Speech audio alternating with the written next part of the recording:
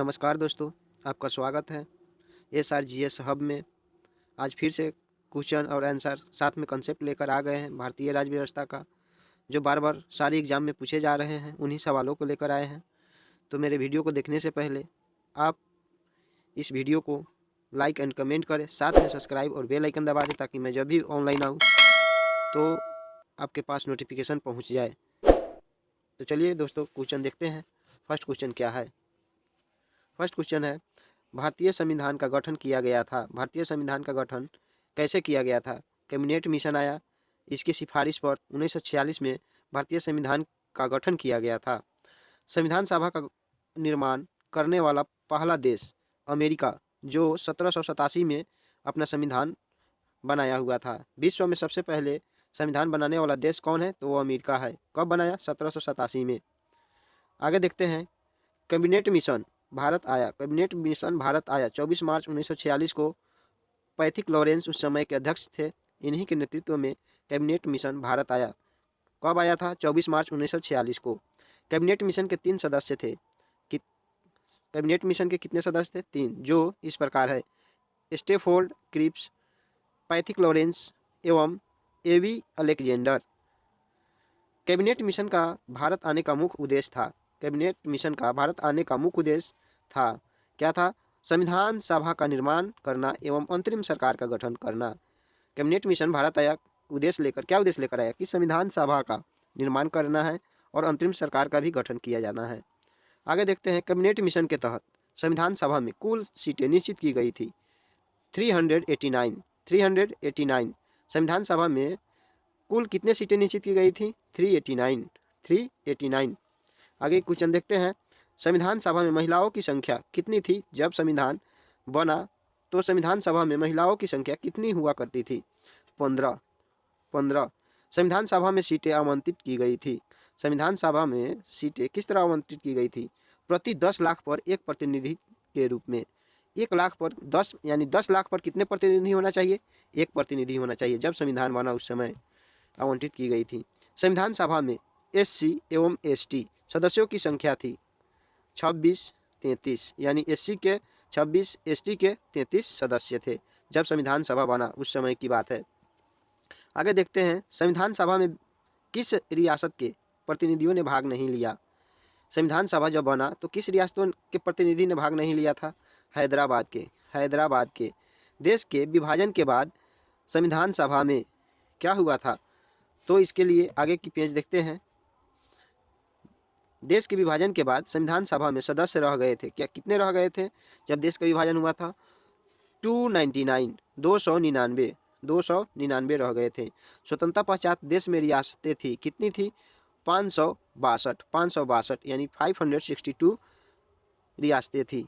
पहले रियासत आज के राज्य के रूप में है, राज हो या उसी को केंद्र शासित प्रदेश बोलते हैं, जो रियासतें हुआ करती थी। कितनी थी? 562। संविधान सभा का गठन कब हुआ? जुलाई 1946 में। कब हुआ? जुलाई 1946 में। अंतरिम सरकार का गठन कब हुआ? 2 सितंबर 1946 को। किसने किया था? जवाहरलाल नेहरू ने इसकी अध्यक्षता की थी। अंतरिम सरकार की अध्यक्षता किसने की थी? तो जवाहरलाल नेहरू ने। कब हुआ था अंतरिम सरकार? 2 सितंबर 1946 को। आगे देखते हैं, संविधान सभा की प्रथम बैठक 9 दिसंबर 1946 को दिल्ली में मुस्लिम लीग के सदस्यों ने भाग नहीं लिया था। संविधान सभा की पहली बैठक कब हुई? तो 9 दिसंबर 1946 को। कहाँ हुआ था? दिल्ली में। कितने सदस्य थे? 207, जिसमें मुस्लिम लीग के सदस्य ने भाग नहीं लिया था। आगे देखते हैं, संविधान सभा की प्रथम बैठक की अध्यक्षता, जब संविधान सभा की प्रथम बैठक हुई तो उसमें अध्यक्षता किसने की थी? सच्चिदानंद सिन्हा ने, जो अस्थायी अध्यक्ष थे। संविधान सभा के अस्थायी अध्यक्ष कौन थे? सच्चिदानंद सिन्हा। संविधान सभा के संवैधानिक सलाहकार थे BN राव। BN राव मतलब V से बेनेगल, N से नरसिंह, राव से राव तो होबे करेगा। BN राव संवैधानिक सलाहकार थे। आगे देखते हैं, संविधान सभा का प्रारूप तैयार किया था BN राव ने। संविधान सभा का प्रारूप किसने तैयार किया था? BN राव ने। बेनेगल नरसिंह राव इसका फुल फॉर्म नाम है। डॉक्टर राजेंद्र प्रसाद का संविधान सभा के अस्थायी अध्यक्ष चुने गए। कब डॉक्टर राजेंद्र प्रसाद संविधान सभा का अस्थायी अध्यक्ष चुने गए? 11 यानी 11 दिसंबर 1946 को संविधान सभा की दूसरी बैठक में, जब संविधान सभा की दूसरी बैठक हुई उसमें डॉक्टर राजेंद्र प्रसाद अस्थायी अध्यक्ष चुने गए। और दूसरी बैठक कब हुई? 11 दिसंबर 1946 को। आगे देखते हैं, अगला पेज देखते हैं, अगला पेज देखते हैं। संविधान सभा के समक्ष सबसे पहले लाया गया था, संविधान सभा के समक्ष सबसे पहले क्या लाया गया था? उद्देश्य प्रस्ताव। क्या लाया गया था? उद्देश्य प्रस्ताव। यहीं बाद में चलकर उद्देशिका हुआ और उद्देशिका के बाद में चलकर यह प्रस्ताव ही बन गया। और उद्देश्य प्रस्ताव पेश किया गया था किसके द्वारा? जवाहरलाल नेहरू द्वारा यह प्रस्ताव किया गया था, पेश किया गया था 13 दिसंबर 1946 को। 13 दिसंबर 1946 को उद्देश्य प्रस्ताव लाया गया था, यानी पेश किया गया था। उद्देश्य प्रस्ताव को उद्देशिका के रूप में पारित किया गया। उद्देश्य प्रस्ताव को किसके रूप में पारित किया गया था? उद्देशिका के रूप में 22 जनवरी 1947 को। याद रखें, 22 जनवरी 1947 को। उद्देशिका को ही कहा गया, उद्देशिका को ही कहा गया, क्या कहा गया? प्रस्तावना। भारतीय संविधान की प्रस्तावना शुरू होती है हम भारत के लोग से होता है। भारतीय संविधान में प्रस्तावना कहाँ से शुरू होती है? हम भारत के लोग से। प्रस्तावना लिया गया है, प्रस्तावना कहाँ से लिया गया है? अमेरिका से। प्रस्तावना कहाँ से लिया गया है? अमेरिका से। और प्रस्तावना में भाषा कहाँ से लिया गया है? ऑस्ट्रेलिया से। प्रस्तावना को संबोधित किया गया है एक बार। प्रस्तावना को कितने बार? एक बार संबोधित किया गया। और कौन से संविधान संशोधन? 42वें संविधान संशोधन 1976 द्वारा, 1976 द्वारा। आगे देखते हैं, संविधान की प्रस्तावना में समाजवादी, पंथ निरपेक्ष तथा अखंडता शब्द जोड़ा गया। संविधान की प्रस्तावना में समाजवादी, पंथ निरपेक्ष तथा अखंडता शब्द जोड़ा गया था। कब जोड़ा गया? ये भी 42वें संविधान संशोधन 1976 द्वारा।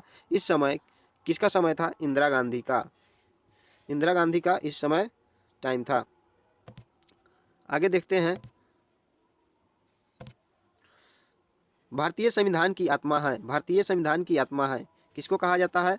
प्रस्तावना को। किसको कहा जाता है? प्रस्तावना को। प्रस्तावना को संविधान का भाग या अंग स्वीकार किया गया। केशवानंद भारतीय बनाम केरल राज्यवाद में 1973 में किया गया था। प्रस्तावना को संविधान का भाग कब स्वीकार किया गया था? 1973 में, केशवानंद भारतीय बनाम के द्वारा।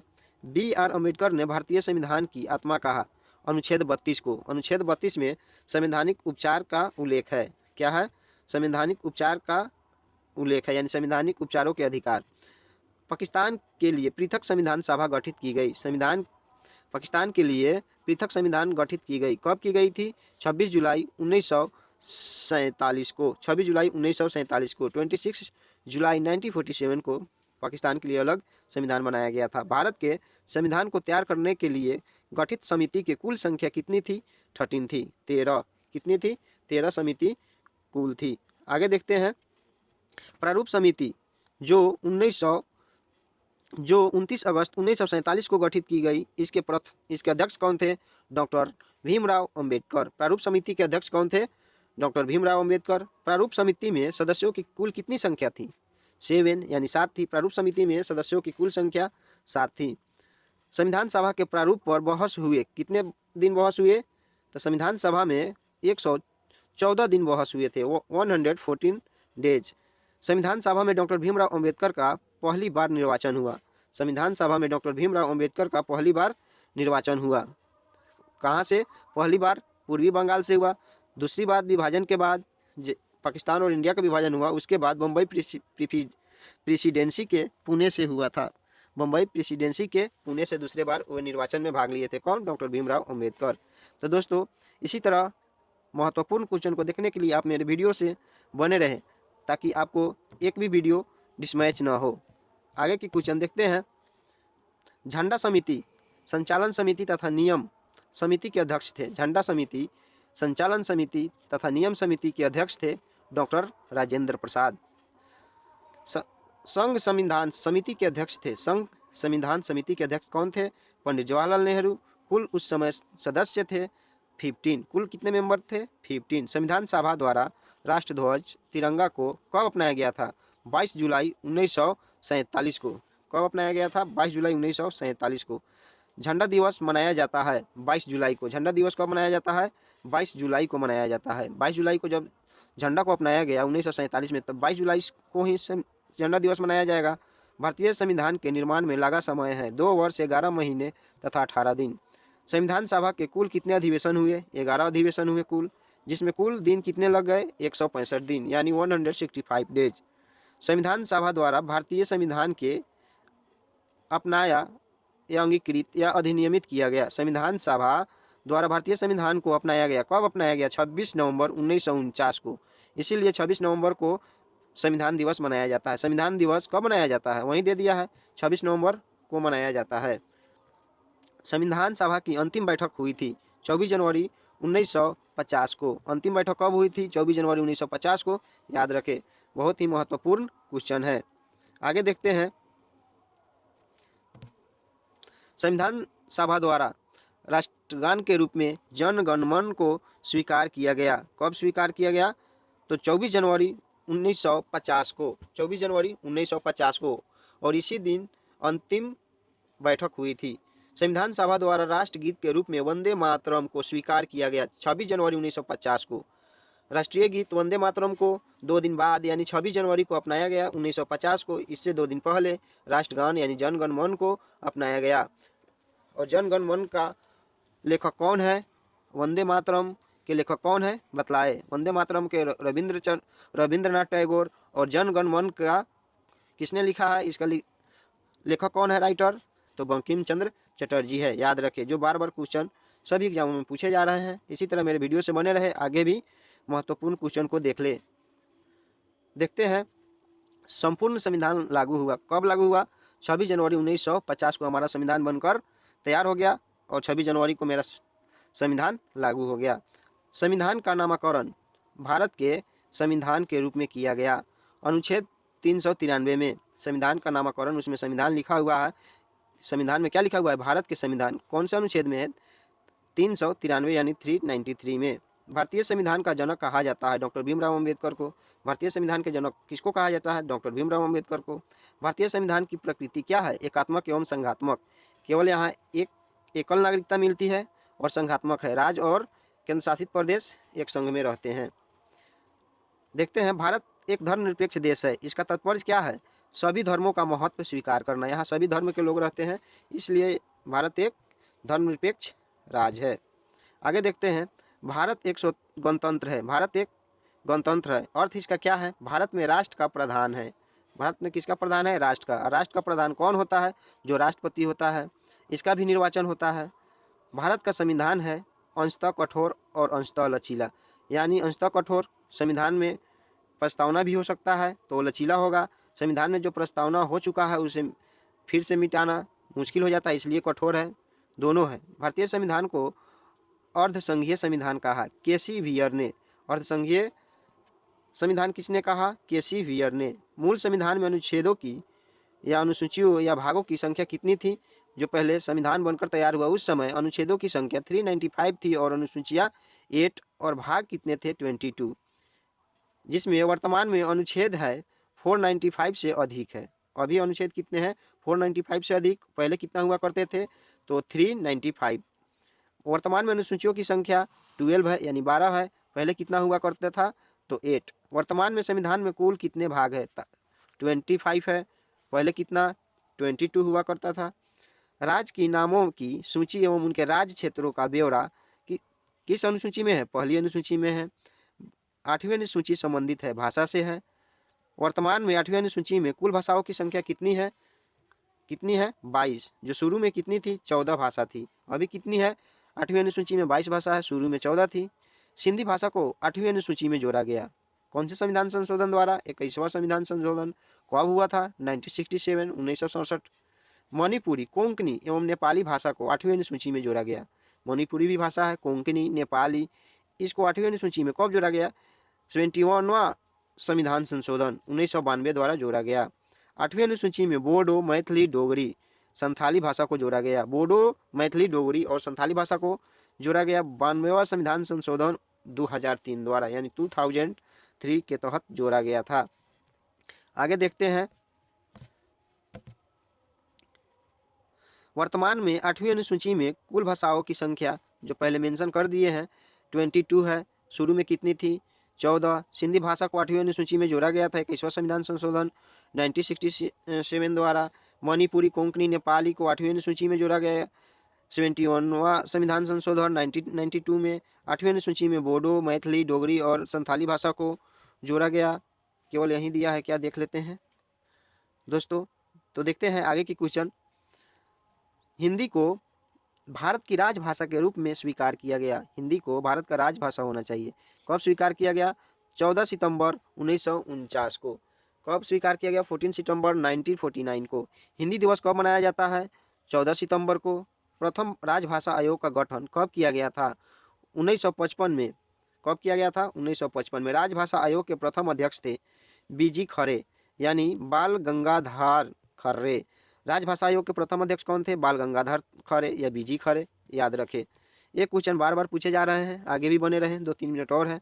दूसरी अनुसूची संबंधित है पदाधिकारियों के वेतन, भत्ते एवं पेंशन से। दूसरी अनुसूची में क्या है? जो भी पदाधिकारी है उसके वेतन और भत्ते एवं पेंशन से है। केंद्र राज्य संबंध वर्णित है 7वीं अनुसूची में। केंद्र हो या राज्य हो, इससे संबंधित 7वीं अनुसूची में इसको जोड़ा गया है। 7वीं अनुसूची में केंद्र एवं राज्य के बीच शक्तियों के बंटवारे हैं। केंद्र की कितनी शक्ति है, राज्य की कितनी शक्ति है, इसकी बंटवारे कौन सी सूची में जोड़ी गई है? 7वीं अनुसूची में। 7वीं अनुसूची में। 10वीं अनुसूची संबंधित है, ये सभी को याद होगा। 10वीं अनुसूची दल बदल से संबंधित है। दल बदल से संबंधित है। आगे देखते हैं, जो लास्ट 1 मिनट और होगा। दल बदल विरोध अधिनियम पारित हुआ 15 फरवरी 1985 को। 15 फरवरी 1985 को दल विरोध अधिनियम पारित हुआ था। संविधान में देश का नाम भारत अथवा इंडिया है। संविधान में भारत अथवा इंडिया नाम है देश का। संविधान का सबसे बड़ा भाग है 5वां। संविधान का सबसे बड़ा भाग 5वां है। 5वां भाग में संविधान का सबसे बड़ा भाग है। संविधान में सबसे बड़ा कोई भाग है तो वो 5वां है। आगे देखते हैं, संविधान यानी संघीय न्यायपालिका का उल्लेख है भाग 5 के अध्याय 4 में। संघीय न्यायपालिका का उल्लेख किसमें है? भाग 5 के अध्याय 4 में। संविधान के 15वें तथा 18वें भाग का विषय है। 15वें का निर्वाचन से है, 18वें का आपात उपबंध से है। 18वें का आपात उपबंध से। प्रथम लिखित संविधान दिया अमेरिका ने दिया था, ये सब पहले ये बतलाए हैं। सबसे बड़ा लिखित संविधान किसका है? भारत का। इन विश्व में सबसे बड़ा लिखित संविधान किसका है? तो वो है भारत का। आगे देखते हैं, अनुच्छेद 1 में भारत को कहा गया है राज्यों का एक संघ। राज्यों का एक संघ है। नए राज्यों का प्रवेश या प्रस्तावना की शक्ति प्रदान की गई अनुच्छेद 2 में। अनुच्छेद 2 में नए राज्यों का प्रवेश या स्थापना, नए राज्य बना सकते हैं या उसका नामकरण कर सकते हैं। कौन से अनुच्छेद द्वारा? अनुच्छेद 2 के द्वारा। अनुच्छेद 3 के तहत नए राज्यों का निर्माण, वर्तमान राज्यों के क्षेत्र सीमाओं में नामकरण अथवा क्या कर सकते हैं? परिवर्तन करने का अधिकार किसको है? संसद को। जो अनुच्छेद 3 में मेंशन है, अनुच्छेद 3 में नए राज्यों का निर्माण करना होता है, वर्तमान राज्यों का क्षेत्र को बढ़ाना होता है या कम करना होता है, या राज्यों का नाम बदलना हो या नाम रखना हो, इसके परिवर्तन का अधिकार किसको दिया गया है? संसद को दिया गया है, जो अनुच्छेद 3 के तहत संसद कर सकती है। धन्यवाद दोस्तों। आज का ये वीडियो फिर कल आगे लेकर आएंगे। तब तक के लिए मेरे वीडियो को लाइक एंड सब्सक्राइब करें, साथ ही व्हाट्सएप ग्रुप में शेयर करें।